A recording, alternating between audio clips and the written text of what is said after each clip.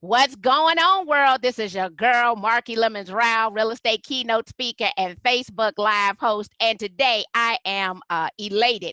As you well know, I have some very dynamic guests on, but there's some people who I actually stalk across the internet because I see them in places I've never been before, but then because they're also members of the National Speakers Association.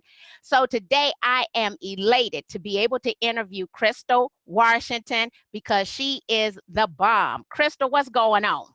I am so excited to be here with you, Marky. And can I tell you, obviously we're mutually stalking, so that's really weird. So we're stalking, we're like looking through like closets at each other, not realizing we're peeking at each other. So I'm just honored to be here. I think of you as the top social media speaker in the real estate industry. You know, I do across industries and I see you and you are in that thing. So I'm excited to be here with you. Well, thank you very much. I'm elated to hear that. I noticed that when I saw you at the National Speakers Association last year, I believe we were in Baltimore, you took education to a whole new level, like things that I hadn't even thought about. And you made them make sense. Like, oh, I really need to be doing A, B, C, D, E, F, and G right now.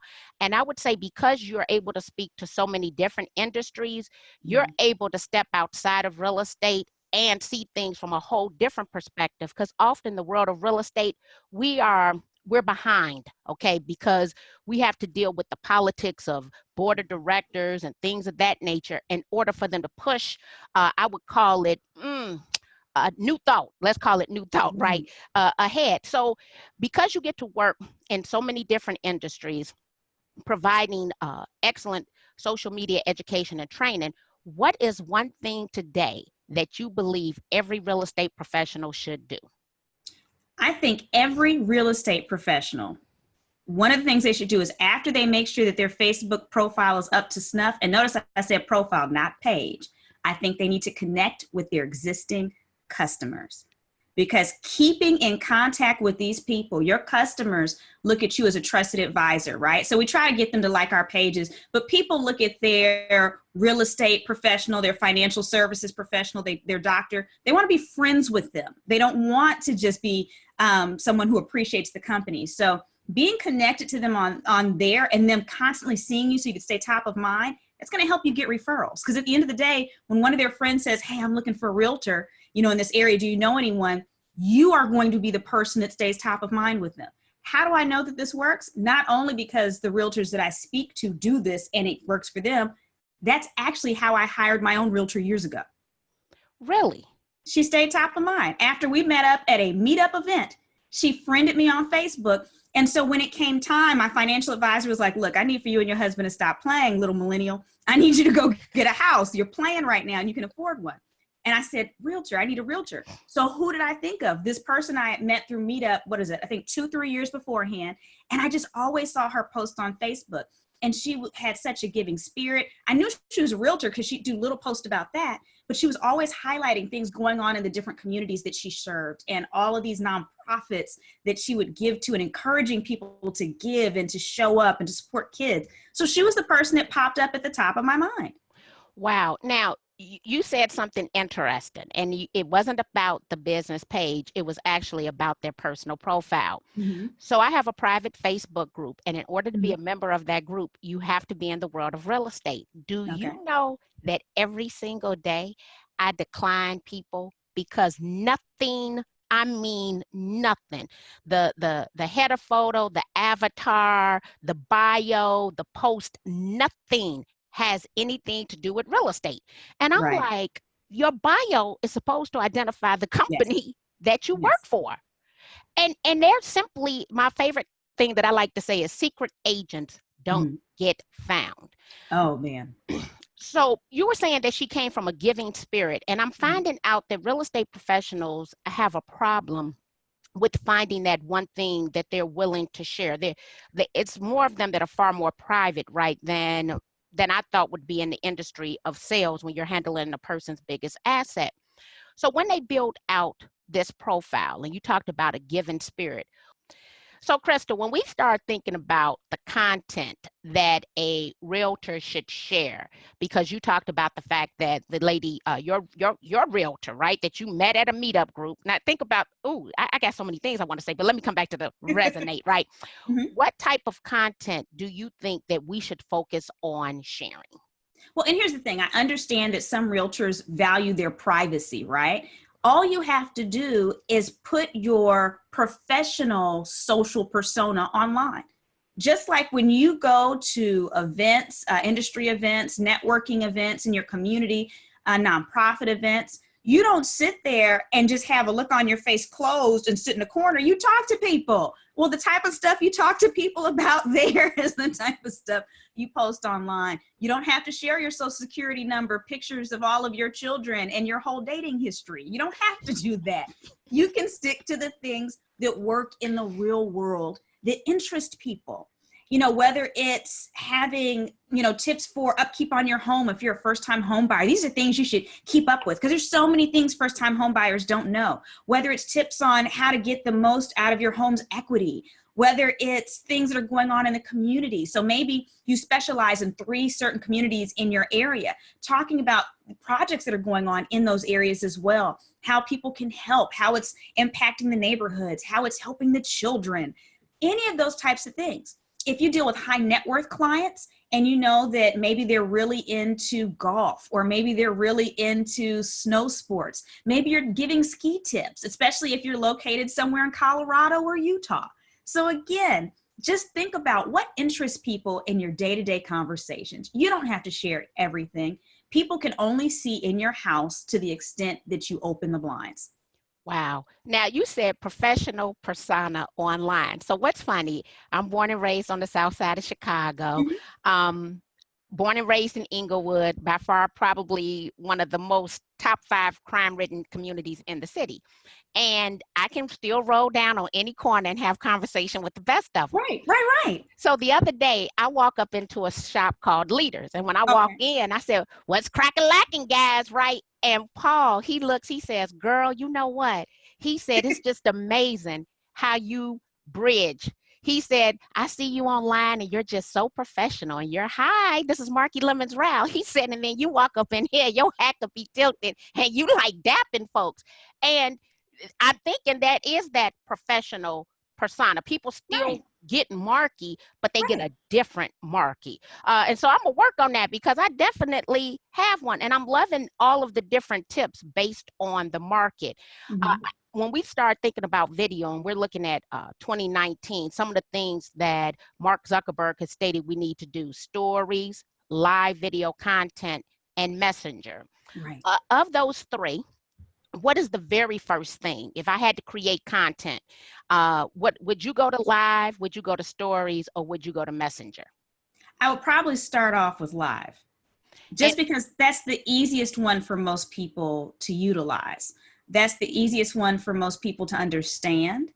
That's the one that typically has the ability to let you touch the most people very quickly. So I think I'm a big fan of getting the most bang for your buck. I don't believe in just throwing money at something. I'm someone who started my own business with $120. I never put more money into my business than it generated. So all I did was reinvest. And now I have an extremely lucrative speaking business and consulting and spun off into actually some real estate investment too, ironically enough. So the point is that I'm not a fan of just putting a bunch of money and time into something on the front end. You figure out what's going to make the best impact. And Mark, you said something really interesting. I don't know if I ever told you this, but I'm from Gary, Indiana. Okay. So you know a little bit about that too. So I had the ability to kind of code switch myself. But I think we're in a process of redefining even what professional means. So when I say having a professional persona, I don't mean professional in that you have to be wearing Brooks Brothers suits or talk a certain way, or I just mean, how do you show up in a professional arena? And some people show up in different ways. I might talk like a newscaster, and that's just because that's how my whole family talks. I just emulated what I heard. But I have my Afro puff, I do my head wraps. I still, I show up, that's my professional persona. And so I think we just have to be comfortable with whatever that is. And I've had the pleasure of meeting people who their professional persona, they might have blonde hair that they've added purple to. They might have a nose ring, but they're dressed to the T. and they get plenty of sales and they're considered to be professional. And so again, I don't think we have to think back on the 1980s shoulder pads professional, but again, however you would show up at a professional event, that's how we can show up online.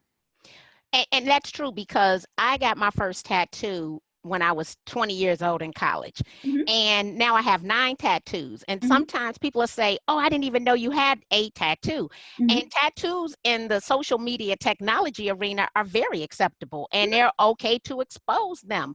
And men with full beards, right? Long beards with parts in their hair. And so professional does mean something totally different today. Now, I know that you authored a book. Mm-hmm. What are some of the top takeaway tips from your book? And tell the audience what the name of your book is, the purpose, and give us a couple of great tips from your book. Sure. So I have 2 books. The first one is The Social Media Why. And that book was really just designed with baby boomers in mind specifically to help someone understand how to leverage social media for business as a professional, whether you own a business or whether you have a career. And my goal for myself was to create a book that explained the major social networks in as few words as possible with as little tech jargon as possible. And so it was amazing because I locked myself in a beach house for 4 days and I just wrote. That's all I did. So it took me 4 days to write it, but it took me over a year to edit out all the jargon so that anyone can understand it. My second book, which is called One Tech Action, that one's designed to help busy professionals who are just kind of dealing with this technology shift, right? We have smart assistants on our phones. We have cybersecurity issues. We have social media. We have all these apps. It's really just designed around showing people who want to use all this technology to further their careers, grow their businesses, or even have better relationships. How do you use it in very simple ways? How can you take one simple action in a day and make a huge difference? And so that's what One Tech Action was designed to do. So that one's not just social media. That's looking at all kinds of forms of tech that we're dealing with. It kind of reads like a choose your own adventure book. Like you can read it all the way through, or you can skip through based on what your goals are. Again, if your goal is to get a job, you can go right into the sections that take you there. And then I'm really proud of this one because I had a couple interviews with an FBI cybersecurity expert, as well as one of the leading cybersecurity experts in the country. And so they talk about all the things you can do to protect yourself using these devices. So again, someone who just feel like overwhelmed, just too much. How do I get started on really using this in positive ways? I think One Tech Action is a really good resource for that. Well, I'm thinking both. When you talked about the first one, social media, why, with the average age of a realtor being 52, Mm-hmm. and the fact that most aren't tech natives, right? And so they want to know, why should I even use these tools? But then this One Tech Action. So there's one thing that you said. What is one thing from the One Tech Action that you believe a realtor can do in order to increase their online engagement? To increase their online engagement, one of the tools that I talk about in there is called Odesk. And Odesk is a tool where you can hire consultants all over the world that do or contractors all over the world to do all kinds of little jobs. And Fiverr I mentioned as well for something similar. Fiverr is a cheaper version. Odesk is a version for if you want maybe higher grade work a little bit. But if you're trying to take these sayings that you have or just this information you have in your head, because as a realtor, you're the repository of so much information. You cannot be replaced by a computer because you give advice that computer cannot have. You've seen different scenarios play out. You can hold hands in a way that a program cannot. With that having been said, all you can do is just sit there and write down or type out maybe one piece of advice you want to give a day. Go on Odesk or Fiverr and hire someone to create little graphics for you, really inexpensive, using those tools. Now, are there apps that you could do this yourself? Most certainly. But here's what I've learned. The people that would use the apps probably already aware of them. They've already done a search. They're already doing it. But the people that are like, I don't have time for that. I don't want to learn it. Well, then here's a resource for you. You can outsource that to someone else that can make it look really polished. Oh, I love that tip. And when it comes to something that you would slide in the inbox, because Messenger is so popular, and what they say, the Messenger is 15 times more engaging than email. What would you send? Would you send that same quote, or would you come up with something more custom to inbox someone? Or let me ask you this. Would you send the quote and post the quote? How about that? I'd probably be more likely to post it. I'm not really, in terms of my strategy and how I deal with people, I tend to be very weary about how I use Messenger or how I would suggest people use Messenger. I think you kind of have to create a situation where you're almost invited into their inbox. So when you post something that's engaging and someone responds and like, oh my gosh, I never thought about this, is interesting. Well, now here's your chance to get into the inbox, especially if they said, oh, I have a new house, I never knew that. Now you get into the Messenger and say, well, hey, you know, I see that you commented and you just moved into a new house. I even have these other tips. Do you want me to send them to you? So I think when we open up that door, it makes people more open and receptive. We have to be careful because I also look at the inbox. It's not the same thing. It's almost like mail. Okay. And I'm a millennial. So the way we view mail is very different than the average person. I get mad every time I check the mailbox. I feel like there's groups of people that just want to kill trees and just hate trees. And so I'm just looking at all this mail like, why is this here? I look at my Facebook Messenger, you know, when I see people sending me DMs very similarly. If you're just sending me random stuff, you annoy me. And that's just my truth. And sometimes I won't even respond. I have people having whole conversations with me in Messenger who I've never responded to. I mean, literally going on for a year or two. They just have one-sided conversation. But if I commented on something they posted and then they come back in and they're like, oh, I see you like this. Is there some other way I can help you? Or I have this too. Well, now I'm like, oh, wow, you paid attention. You noticed that I saw it. Great. Now I'm honored that they're there. So it's a very different energy. It takes more time, but I think that one thing I'd suggest for realtors is to stay away from the pray and spray method. It's not about those initial numbers. It's about your closing ratio.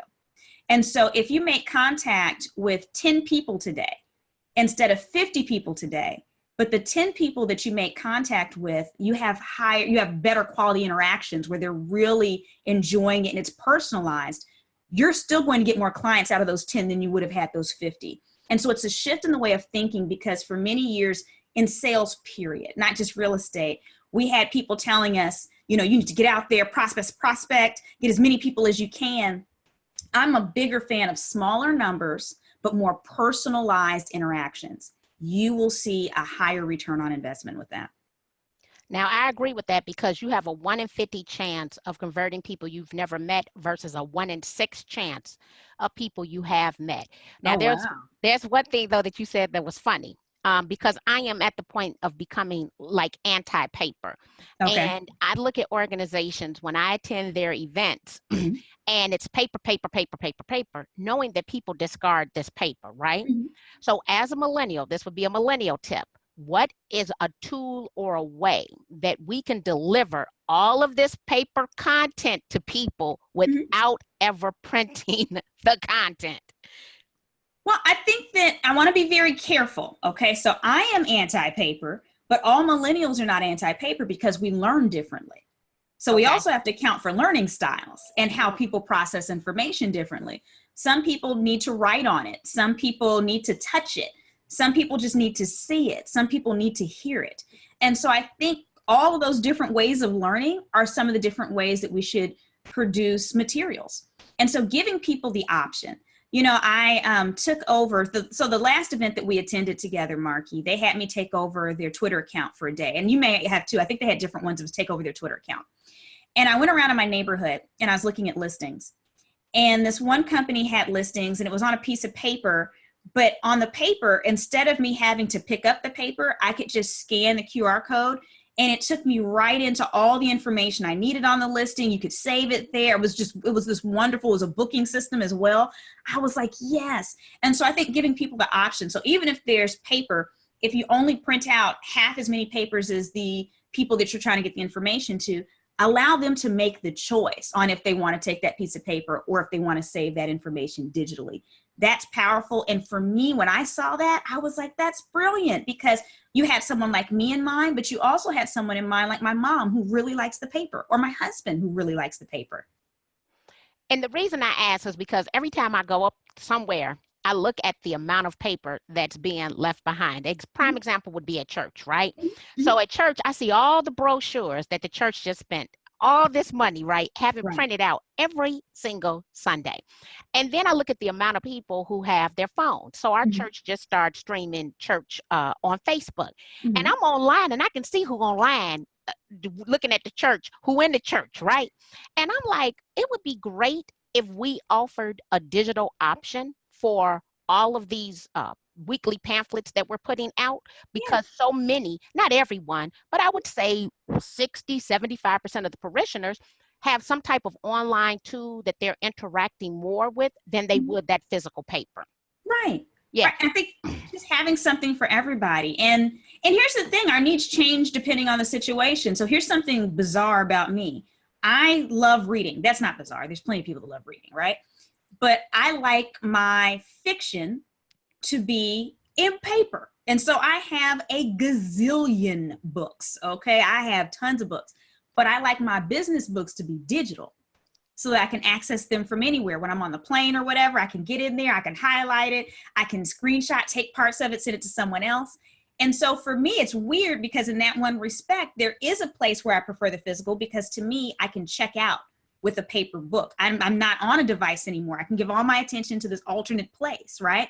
So again, I think we do have to consider that even someone like me, who when I typically see paper, I'm like, there's times when I still appreciate it. Wow. And you know what? Here's what's crazy. Even though I'm a tech person, when things are long and I like to print them out, highlight and read them. So do I print? Yeah, I print something probably every single day, especially if I know that I need to check for understanding, right? And then when people ask me about my favorite blog posts to learn from, I tell them all the time, I like a lot of screenshots because I want you to always point to where I need to go. So kind of, yeah. And some things I do on the e-reader, but then everybody who I interview, I actually physically go order their book so that I can have their books. So yeah, it is, it's not one size fits all, right? No, and it never will be again. You know, once upon a time in communication, because I've actually had this conversation with realtors. They're like, we just used to do mailers and it worked. And sometimes if we had bigger budgets, we'd do radio or TV. And they're like, now there's that. And then, radio is going down and there's social media. And then now you try to get on certain apps. And what do we do? And I'm like, the way you reach people, there's never going to be that one way again. Say goodbye to that mentality. Good luck. I read a quote yesterday that talked about podcasting and the Alexa skills is starting to replace the AM FM radio. So yeah, because of the amount of people who are starting to listen to podcasts. And even though, and think about it, so many people now also listen to commercial free radio. I was listening to the morning show and I'm like, man, I like the two guys, but this girl on here is just annoying. I need to find me. I bet I know what show you're talking about. We're not going to say it, but I'm positive we're talking about the same one. Oh, and I'm thinking, does she have low self-esteem or something? So yeah, the show is not connecting with me anymore. Yeah, we probably talking about the same show. Yeah. Now, what I'm noticing is that we can generate great leads, but our follow-up is not great.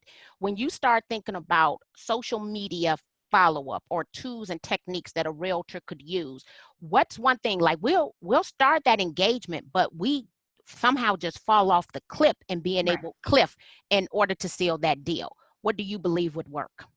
When it comes to follow-up, this isn't just a realtor situation. This is any form of sales whatsoever. It happens to everybody.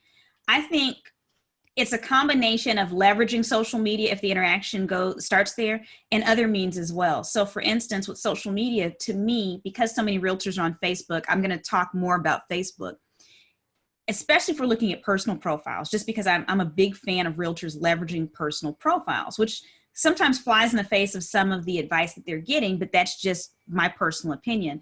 I think that creating lists is extremely important in Facebook.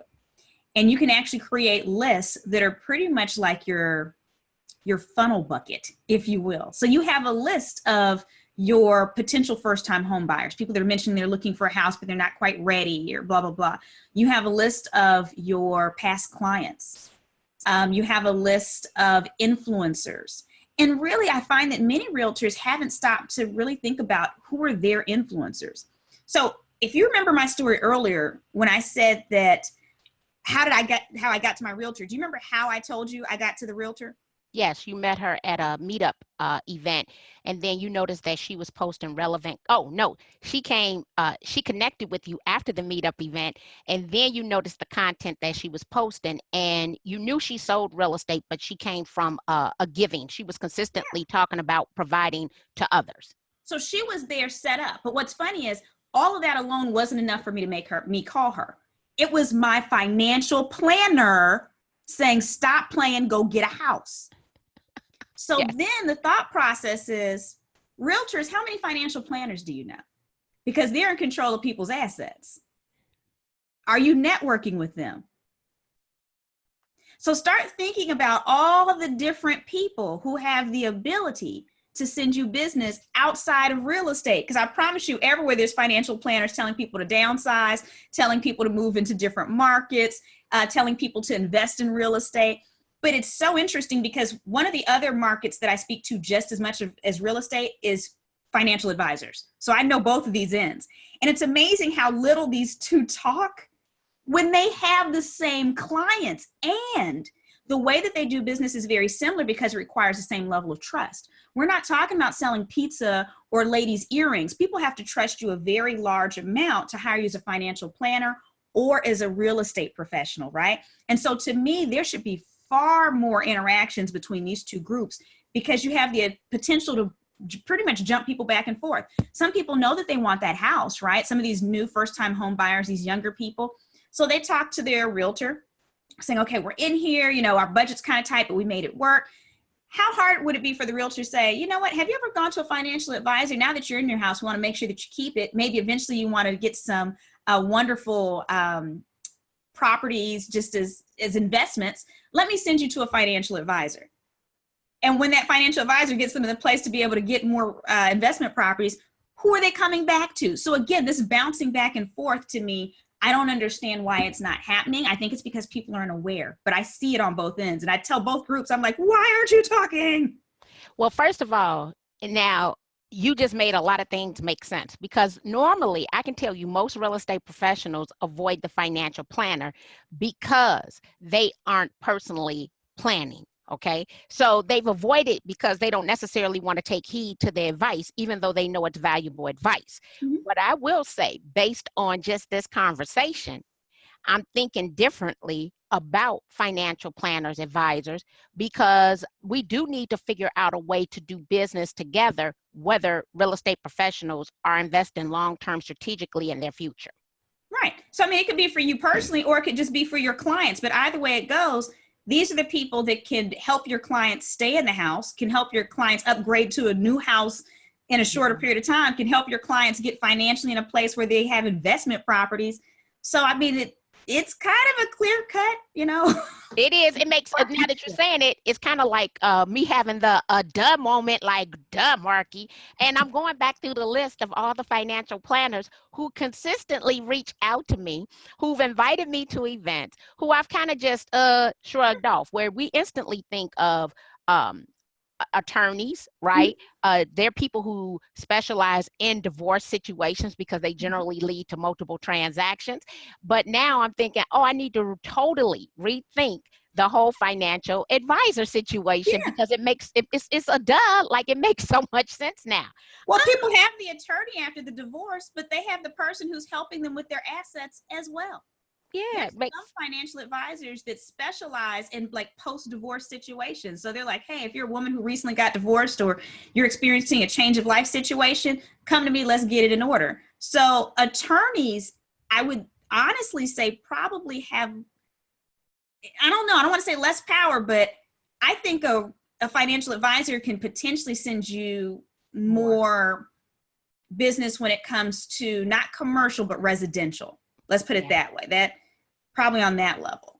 I, But I mean, there's obviously some commercial opportunities as well from an investment standpoint. yeah, but I mean, that's great advice. So we're going to work on making sure that our personal profiles are up to date. And I love the personal profile. So, and then select list and think of those as sales funnels, and then think about buyers, influencers, and who are those influencers. We should start thinking about those financial planners. Now, I've made myself a little note here. I am going to actually do a Facebook Live with a financial planner. Oh, I love Yeah, I mean, because it makes all the sense in the world, right? How to get you, because everybody thinks it's all about credit, right? But you need credit, down payment, financial stability, right? Mhm. So that these people cannot just be a one-time client, but a repeat client. So that Exactly. makes all the sense. Talk to them, talk to lawyers, talk to CPAs, because CPAs are a lot of times the people that hit certain signals. So I have a CPA, I have a financial advisor, and they have permission to communicate, and my banker. All three of them can communicate without me. I mean, I'm on receipt, so I know what's happening. But sometimes a CPA sends a signal out to the financial advisor where the financial advisor is like, okay, Crystal, you need to make this your next step based on what they're seeing. So there's all these things that are working together. And I mean, I know in real estate, there's realtors that network obviously with mortgage lenders and all. I mean, that's kind of the obvious duh, but there's a whole ecosystem that's working. And I think what it requires for you as a realtor is for you to think long-term. And so unfortunately, in real estate and other forms of sales as well, we tend to think, what can these people do for me right now? Keep in mind, the realtor that I went with, I was connected to her online for like 2-3 years after meeting her at a meetup before I did business with her. Relationships take time, personal and business. And so if you start thinking more long-term and you set your things in motion right now, not expecting a payoff for another 2 to 3 years, 2 to 3 years from now, that garden is going to be popping, okay? Much more so than if we're always running around like we're on fire trying to figure out what we can close right now. Oh, you know what? You made me just think about tulips. So one of my tattoos is a tulip. My Okay. grandmother passed away in 1991. Okay. Yet her tulips still come up every single year on the Wow. land that we own. Every year these tulips are still popping, right? So that garden, she must have did something, a miracle in that garden that it's what, oh God, almost 30 years later. Wow. Almost 30 years later, and her tulips still come up every single year. So you want Wow. that garden to be popping, right? And they just keep coming back and coming back and coming back year after year. Well, Crystal, I know that you've published a couple of books. If people want to connect with you, want to hire you, how would they go about finding you online, and what products and services do you provide for real estate professionals? Well, if they're looking to get more information about me, they can go to my website, which is Crystal, spelled like a rock crystal, Crystal, Washington.com. There you can see how to connect with me on different means of social media if you just want to connect with me to get tips. If you want to hire me for a conference, there's information about what all goes into that as well. Generally, what's available for realtors are my 2 books. I'm working on some courses. I'll have to give you some more information when that's released. But for right now, we have 2 books available. And that's pretty much it. I'd love to help anybody in any way that I can, because I am passionate about how all this technology enables humans to be more human. At the end of the day, all of this social media stuff, it's not about the technology. It's about our ability to connect with people in new and refreshing ways. Wow. Well, I appreciate you for being on the show, sharing some tips. It's always good to learn from you. And only due to the fact that you pointed out that you were a millennial, this is what I love about millennials, that one, you can learn something new every single day.